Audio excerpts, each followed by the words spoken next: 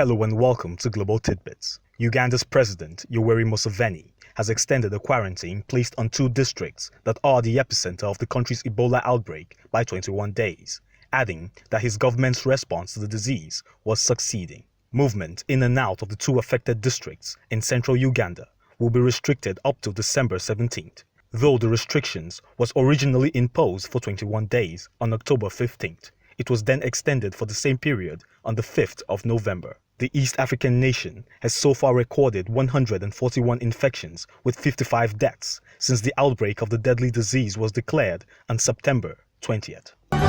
China's residents have confronted police and sang the country's national anthem in Shanghai as protests over China's stringent COVID-19 restrictions flared for a 3rd day following a deadly apartment fire in the country's far west.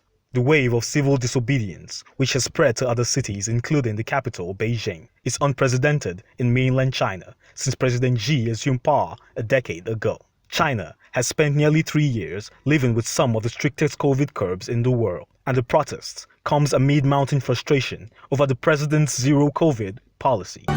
Far-right supporters have gathered in Colón Square in central Madrid to protest against the socialist government and ask for the resignation of the country's equality minister. Waving Spanish flags, the protesters answered the call of the far-right Vox Party and raised their voice against the ruling government led by Prime Minister Pedro Sanchez. The protesters also demanded the resignation of Equality Minister Irene Montero for sponsoring a new law which sets lighter minimum sentences for certain sexual crimes.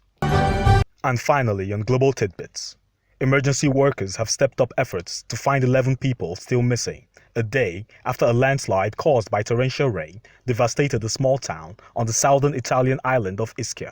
Aerial video shots showed several buildings smashed by the landslide, with a death toll of 15 on Sunday, while rescuers continue to search for those missing with the aid of trained dogs and helicopters.